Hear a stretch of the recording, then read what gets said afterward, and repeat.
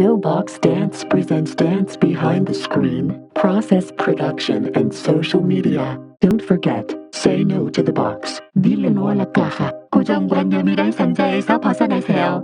Hello, and welcome back to Dance Behind the Screen podcast. This is your co-host, Marthea. I am so excited to be back on the mic with you for our 5th season of the show as your host. If you're missing Yejin, Azaria, and Reina throughout this season, don't worry, they're still busy at work behind the scenes of No Box Dance. Last season, we went behind the screen of all things dance and film.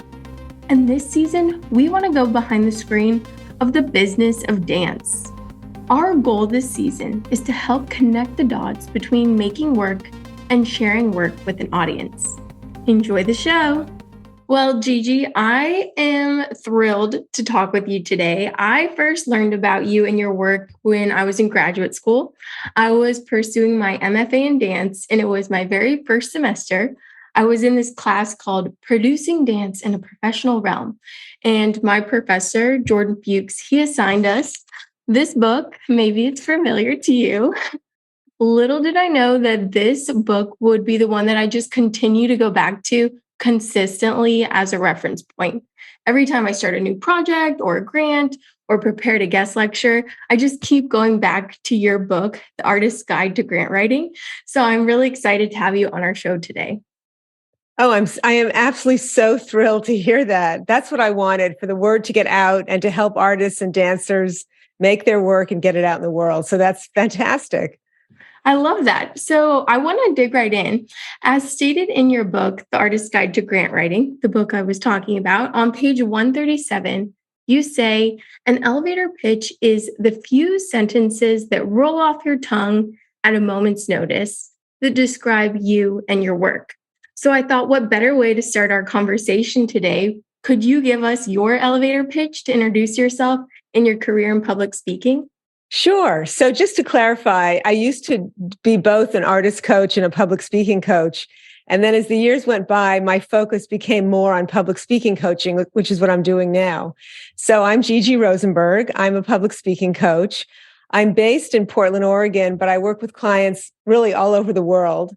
And I work with leaders and also what I like to call rising stars in so many different fields. It can be everything from the C-suite of some big publicly traded company to a nonprofit to somebody just starting out in their career. So it's all over the place. But what's the same is I'm always working with people on their presentation skills, whether it's that 30-second elevator speech or a 45-minute keynote, so they can present, have conversations that are clear, concise, but also have a sense of presence and confidence and warmth.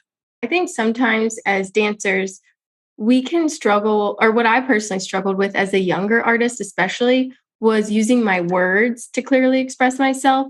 I think for many dancers, they feel more comfortable sharing an idea with the audience, like through movement, expressing with their body. But not necessarily with words. And I think through graduate school and through, just trying to be a professional artist, let's just say the movement isn't the only thing that's going to get you the grants or get you an audience, right? Get butts and seats to support what you're doing.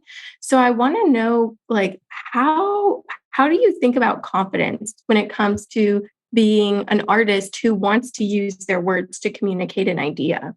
Well, it's so interesting because the people I coach who've been athletes or do yoga or have been dancers are all so grounded physically. That's what I find in general. I'm like, wow, you really know how to stand. That's amazing. So because confidence is so often created with how you hold your body. So I think many dancers may be not realizing how many skills they already have that most people don't, because they're so used to being embodied. So they know how to stand, for example. So you're saying we have an advantage. You have an advantage. Yes, a huge advantage. So then then maybe it's a little harder to come up with the words. So one thing to think about is when you're talking, it doesn't even really, we talk in very ungrammatical ways. If you and I did a transcript of this podcast, you'd see we both didn't have the right verbs all the time. We began sentences with and, our sentences were very short, etc. So it can be your elevator speech that you're going to work on. If you're trying to find confidence in the words, you want to do a little digging. First of all, to label yourself, because that's one of the first things you're going to say. Like, what do you call yourself? Could be dancer, but maybe somebody's thinking, if they don't really know much about dance, they might think ballet dancer, they might think jazz dancer, they might think flamenco dancer. So maybe that's not enough, or maybe you want to define what that is, or maybe you're also a choreographer. So you want to first think about what the words are for your title. So that might take a little doing. And then you want to think about finding the words in terms of, what are your themes? Like, are you, I'm trying to think of an example of themes. Are your dances somehow celebrating something historical? Or are they telling us some kind of story? And what's that story? Or do they take place, are they street performances? Are they in huge auditoriums? Where are they?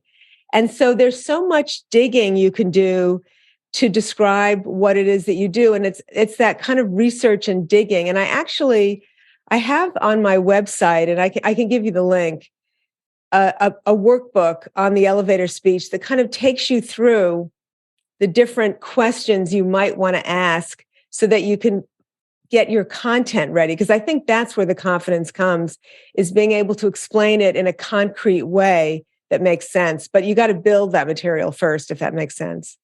Yeah, that makes total sense. And I already do have the download of the worksheet, and we can definitely link it out in our show notes for all of our listeners too, so they can kind of workshop this maybe while they're listening to the interview at home. Exactly. Yeah, that's great. The No Box Dance Film Festival, NBFF, is now accepting submissions for its 5th year as an independent film festival. NBFF seeks dance-related films that challenge the possibilities of what dance can look like in video form. NBFF has 4 categories for submissions: short series, general, documentaries, and kids. For more information on how to apply, visit filmfreeway.com/KNOW BOX Dance Film Festival. I want to break it down a little bit more. So you mentioned maybe starting with the words you use to describe yourself, specific themes about the work that you do. Can you break it down further? What are components that you think make a good elevator speech? Well, another big thing is you could also mention accolades you might have received. And people are thinking, well, I haven't performed at Lincoln Center, so I guess I don't have any. But you've got something. And the something could be, I studied dance at ... Or I've been dancing since I was 6, ... Or it doesn't have to be 6. It could be 16. It could be 66, whatever it is. Accolades could also be just anywhere you've performed at all. And then it's great to end with some kind of call to action. So the other thing I say is that it's good to have a few different elevator speeches, because the one you give to, if you're meeting a new neighbor, is going to be different than the one you might give if you're interviewing for some kind of job. Yeah, I want to talk to you a little bit more about that, about like altering your speech depending on who you're talking to. I guess, how do you know what's important to bring up to different people? Like you said, so like if I'm talking to a donor or something like that, that's going to be very different than maybe in my grant application video. How do you know exactly. like to differ between the two, and like what's important elements that you should bring to the surface depending on each conversation? Right. So I want to get back to that call to action, but I'll first explain the other thing is you do want to do a little bit of, obviously, if you run into a neighbor, there's no time to research that neighbor. But if you're going to, and you're going to, or you might be bumping into a donor, you want to do a little bit of research on that donor. So for example, you might even look at their LinkedIn profile and see, oh my God, they studied dance at, etc., or they went to the same high school I went to, or look at what other boards they sit on, or just anything, really, literally anything about them, where they live, etc. So you're going to do a little bit of research. And that way you're getting an idea a little bit more of who they are. But then, and that's getting back to the call to action, a good elevator speech is really just the beginning of a conversation. One of the reasons I don't like the term elevator speech is because there's that word speech in it. It makes you think, oh, I'm going to be standing at a podium, giving this speech. And it really should be a conversation. So some of the things you want to add are questions. So let's say it's a donor, and you've done your research. You don't want to ask questions that are easy to find out about the donor. So an easy question might be, well, things you find out from looking at their LinkedIn profile. But you could say, I know you donate to a lot of dance, or you're very interested in dance. Like, what's the last performance you saw? And maybe you were both there, to find out more about what makes them tick. It's like making a new friend. You want to just find out more about them. So coming up with questions you can ask the other person. And it could be, what do you do if you really don't know them? Or it could be finding out what kind of dance they like. You're just trying to find, it's like, it really is like meeting a new friend.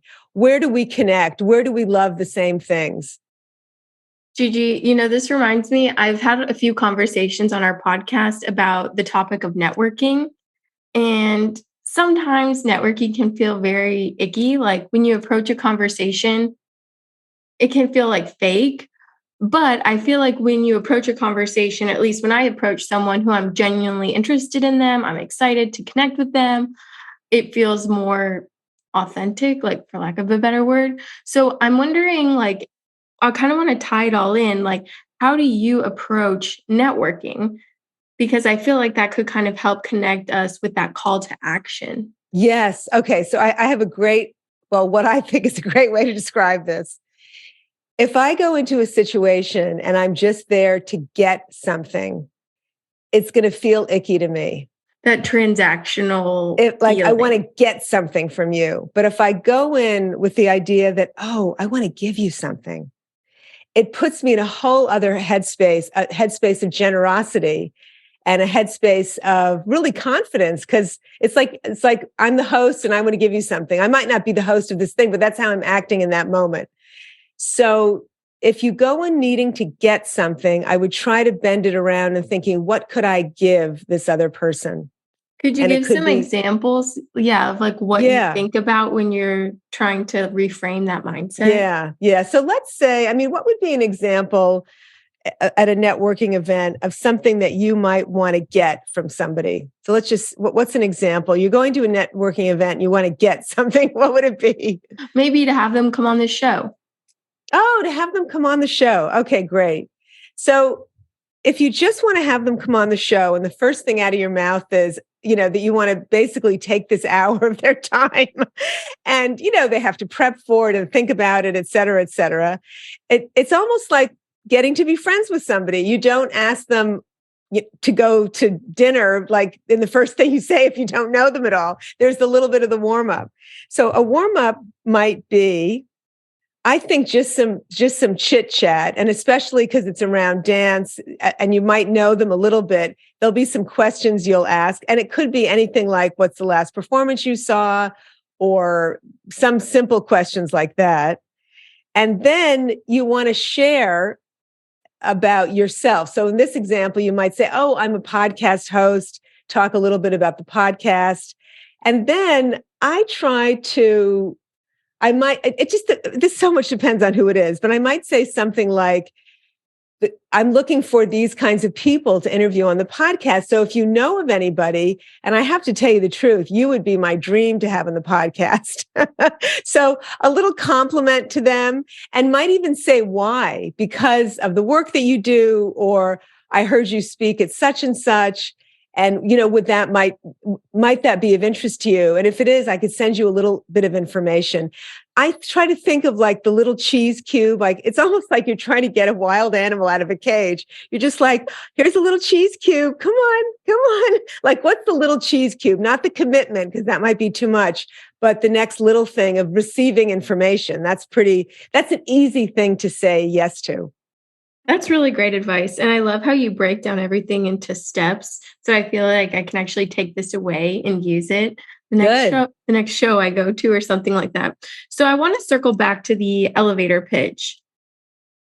When is the appropriate time to do your elevator pitch? Obviously, it's not always when you're in the elevator. Well, it's usually the answer to that question of what do you do? So you can't just walk up to somebody and start Like talking. word vomit. Yeah. Right, exactly. About yourself. But eventually somebody's going to turn to you and say, "Oh, what do you do?" And you want to be ready to say, this is what I do. And really you only need a couple of sentences that then end with a question. And the question could be, what do you do if you don't know? Or do you go to dance or whatever can just continue the conversation. Mhm. And who needs an elevator pitch, would you say? I think almost everybody does at every level of their personal and professional life. And, it's good to have a few. It's good to have the one for the job interview. It's good to have the one for going around the room. And at first, you're going to really need to practice them. But then the more you go to networking events and the more you give it, you kind of have it in your head. Not that it's memorized, but you kind of know what the things are that you talk about. And to me, it makes so much sense the value of having an elevator speech. I feel like before I had read your book, when I was in this class, we actually had to like get up in the class. I remember, oh my gosh, it was my first year in grad school. So I was very nervous and didn't really know anybody, but we had to stand up in front of the class and give our elevator speech. And I was just like so nervous. But then after that, I realized how important it is that I kind of have these like key words, especially now that I can always go back to in conversation to help build those relationships with people in my network. And so I'm wondering, can you talk about why having an elevator speech is important? An elevator speech helps you connect with your people, whether those are donors, whether those are people you want to get in the seats, whether those are colleagues, whether those are whoever. So it just helps you connect with people. It's also a very good exercise for anyone, whether they're an artist and or in the business world, because it makes you think about and define and really articulate, this is who I am and this is what I do. And the truth is, an elevator speech is a living thing. It evolves as you evolve. It changes as you grow, as your company grows. So it's never really done, but you always want to be practicing it. And I do encourage people when they meet, like even let's say a dance company, let's start this meeting and have everyone go around and give their little introduction. And everyone's going to go, oh, I don't want to. And I don't want to either when I'm in that group. But it's good to keep practicing it with each other because you'll hear things someone else says and go, oh my gosh, that's the best way to describe that. I'm going to use that. And maybe you have some great phrases you use that other people can use. It's very inspiring, but more important, as a dancer, rehearsal is everything. You can't, unless you're an improvisational dancer, but still you got to warm up. So that's what you want to do is have lots of warm-ups and lots of rehearsals. So the words feel fluid coming out of your mouth. Could you talk about some elevator speeches that you've heard that you feel like you were like, yes, like that's exactly it. That's what it should sound like. I have a few examples in my mind just that I remember. I know a novelist, for example, and her elevator speech is very simple. It's something like, I write mystery novels for baby boomer women. I don't know how many baby boomer women there are on this call, but the reason I like that one is it's like a bat signal. If you like mysteries and if you or your mom is a baby boomer woman, you're like, oh, I want to learn more about this. So it's like, oh, yes, that's me. So it's very clear in identifying who her audience is. I can give you an art example. I once knew a guy who was a ceramicist, and his specialty was making Crocs for making sauerkraut. So that elevator speech is, I make ceramic Crocs for sauerkraut. And it's like, wow, I love sauerkraut. I love ceramics. I gotta find how I can get his Crocs. So that's another example, very specific of what he does. And it's like a bat signal. Oh, I want to find out more about him. No Box Dance is now on Patreon. Gain access to our community resources, early access to Dance Behind the Screen podcast episodes like this one, membership in our creative book club, personalized dance film feedback, and more. Visit patreon.com/KNOWBOXDance to select the membership level that is right for you. I want to dig a little deeper into like specificity. So being clear and articulate with your words. I feel like for me, I used to struggle with this a lot. But like through having a writing practice, it really helped me to kind of hone in on selecting the right one word as opposed to using like 10 words to describe the one thing I want to talk about.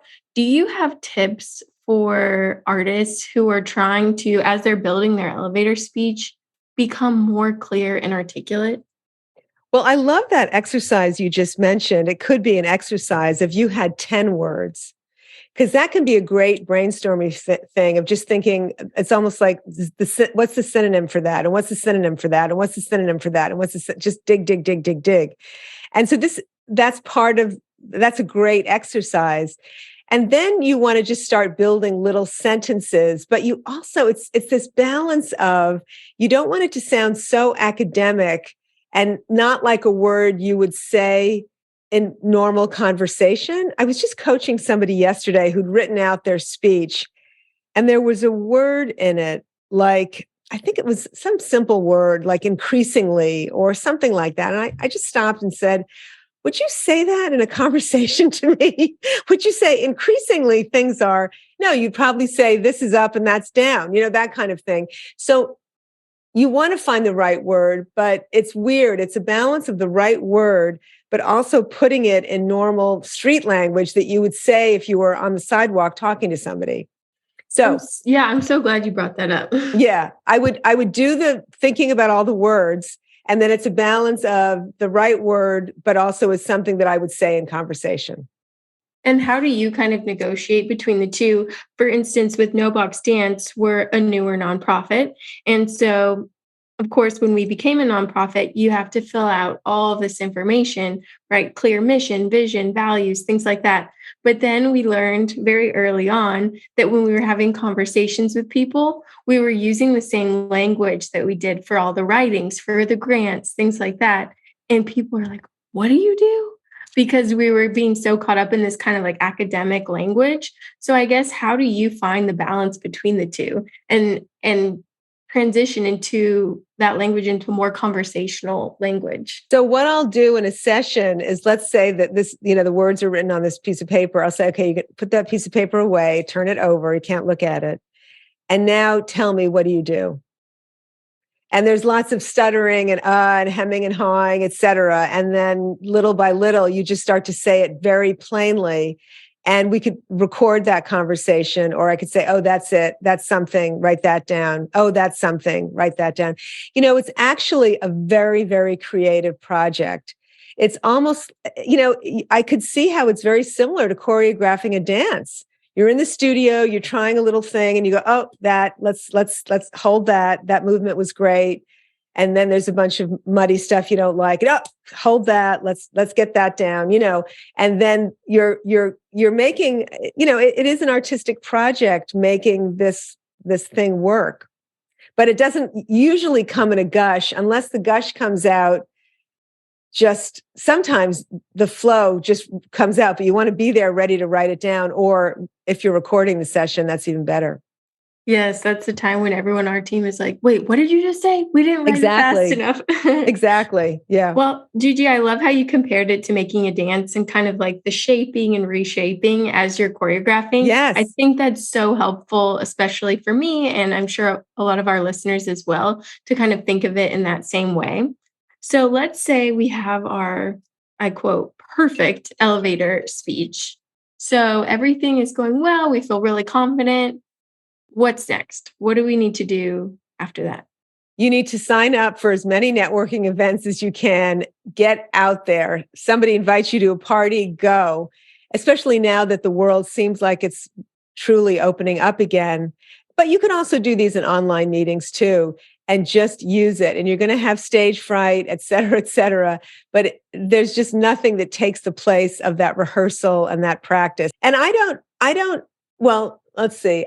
If there's a phrase I want to make sure I remember, I'll have that on my cheat sheet, but I won't write all of it out in full sentences. I'll just have it as bullet points. Otherwise, I'll be trying to say it exactly the right way. And then it comes out a little bit stiff for me. So I'll just have the bullet points of what the main things I want to say. I love that. I even have it like in the notes app, like on my phone. Oh, that's perfect. Depending on like which kind of events I'm going to or something like that. Or I went and I was giving like a speech somewhere. So I like put the bullet points in my phone so I could easily kind of reference it exactly. as I was speaking, that's perfect. But I wasn't like glued to the page reading it. That's great. So I guess in terms of the elevator speech, it seems really clear the purpose and the value. But what do you think the outcome is? So we have this amazing elevator speech. We're going to all these networking events. We're sharing about our work. We're ending with our call to action. But what comes next? The best use of the elevator speech is it's a packet of seeds.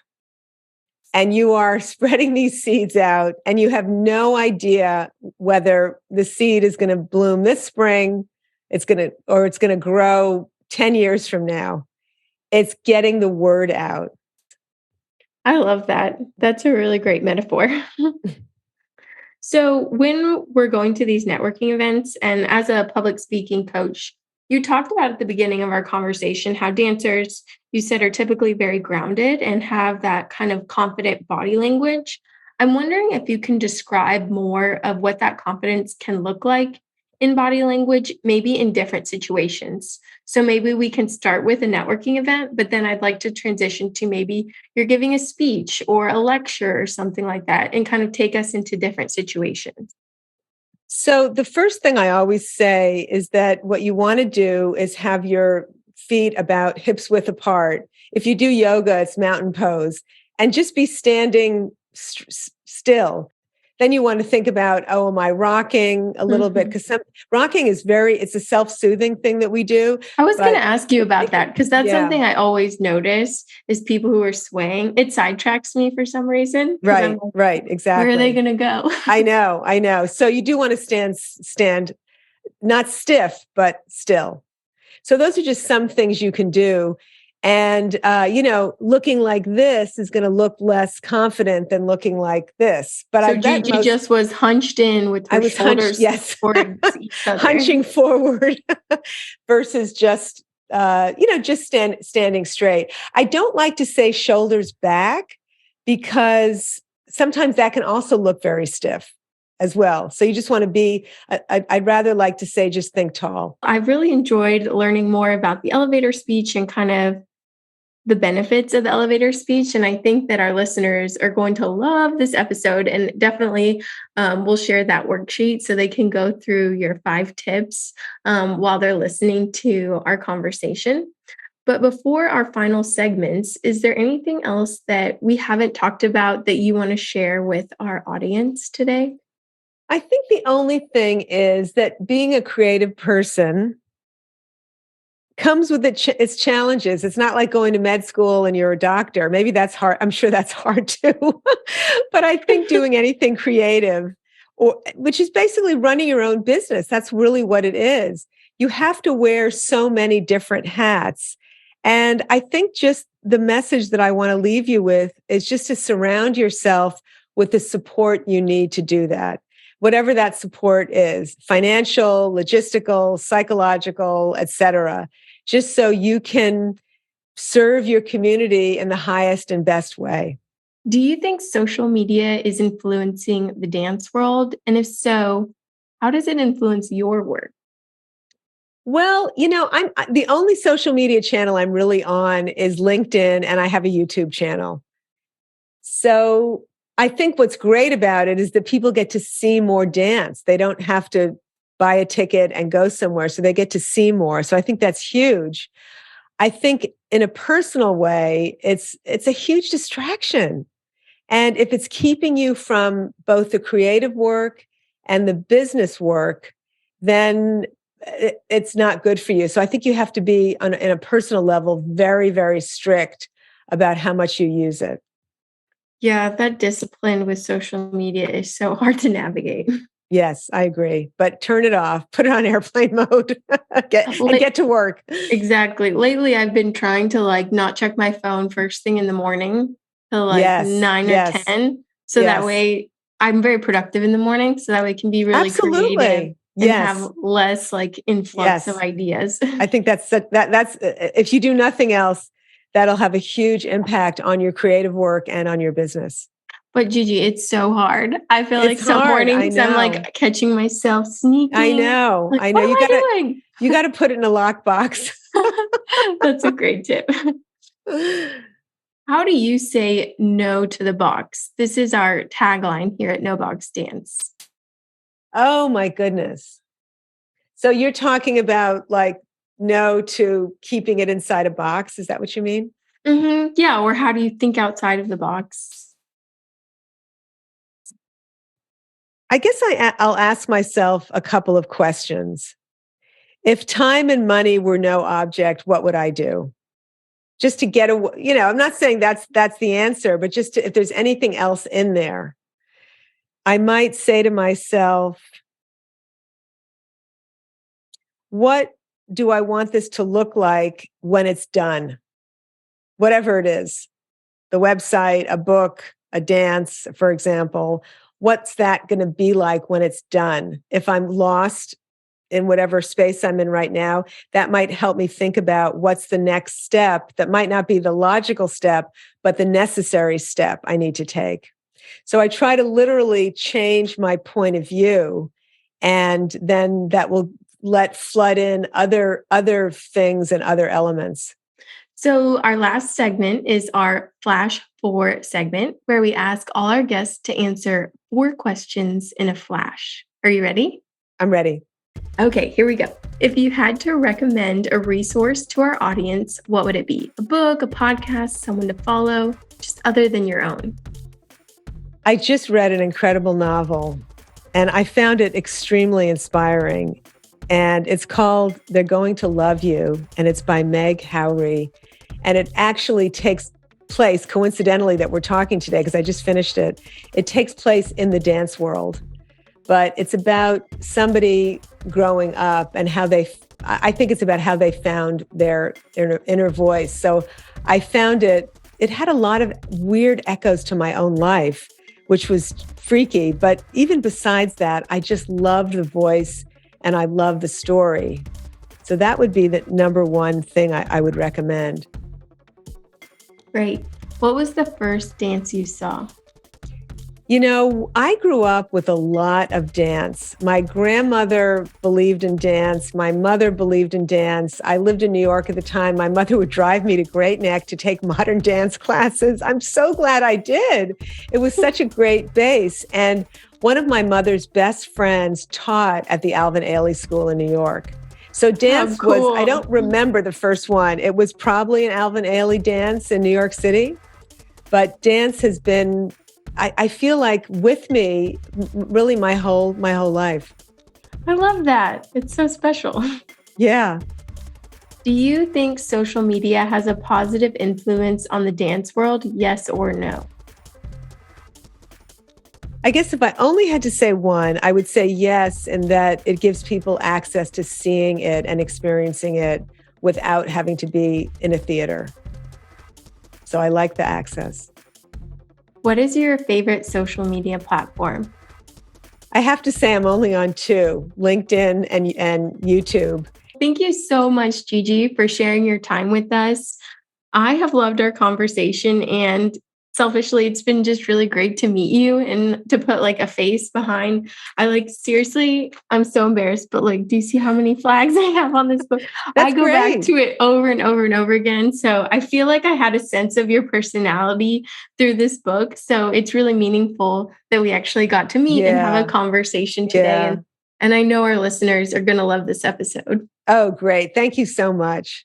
Well, before you leave, Gigi, can you please share with our listeners how they can stay connected with you and how they can access some of your amazing resources and your blog on your website? Yeah, so please come to my website. It's gigirosenberg.com. And I have a bunch of free downloads that you might find interesting. One of them is my 7 best online presentation tips, so you can look and sound your best online. You'll find them all there. And I also do an occasional newsletter where I send out, sometimes I'll make a short, funny video, just like a minute. And you get them about maybe once a month, once every 2 months. It just depends on how busy I am. But I would love to have you on my VIP list, and you can sign up for that list on my website also. So it's gigirosenberg.com.